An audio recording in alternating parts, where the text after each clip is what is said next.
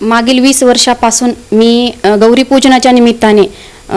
जे की बाकी सर्व ठिकाणी लक्ष्म्या महालक्ष्म्या मुखवटे त्यांना उभे करून बाकी देखावा समोर खेळणी वगैरे ठेवून करतात, शोच्या वस्तू वगैरे, ते न करता मी माझ्या घरी महामानवांचे महानायिकांचे पूजन करते. त्यांच्या प्रतिमेचं पूजन करून त्यांचा मान सन्मान त्यांना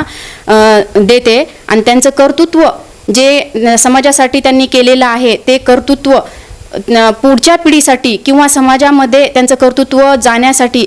समजून सांगण्यासाठी मी त्यांचा इतिहास समोर सगळ्यांच्या ठेवण्यासाठी या प्रतिमेचं पूजन करते. आज दुसरी गोष्ट म्हणजे विज्ञान युगामध्ये या प्रतिमेच्या पूजनाची गरज आहे पुढच्या पिढीसाठी, की अंधश्रद्धेमध्ये गुरफटून न बसता आपण ज्या महामानवांनी समाजासाठी कर्तृत्व आपलं म्हणजे देह झिजवलंय, जिजाऊंनी शिवराया घडवले, सावित्रीमाईमुळं ज्या सावित्रीमाईंनी अंगावर शेणमाती दगड झेलून आज ज्या महिला प्रतिभाताई पाटील, कल्पना चावला अशा अनेक महिला मोठ्या पदावर आहेत, विमान चालवतात, रेल्वेमध्ये चालक म्हणून आहेत, ज्या महिला आज सावित्रीमाईमुळे पुढे आलेल्या आहेत, त्या महिलेचं कर्तृत्व आपण पुढे जपून ठेवलं पाहिजे. आपण त्यांची पूजा, त्यांचा मान सन्मान, त्यांचं कर्तृत्व सांगत गेलो तर ते पुढं त्याची जपणूक होईल, नाही तर ते संपून जाईल. त्यामुळं मी महानायिकांचे पूजन गौरी पूजनाच्या निमित्ताने त्यांच्या प्रतिमेचे पूजन करून हा सण साजरा करते.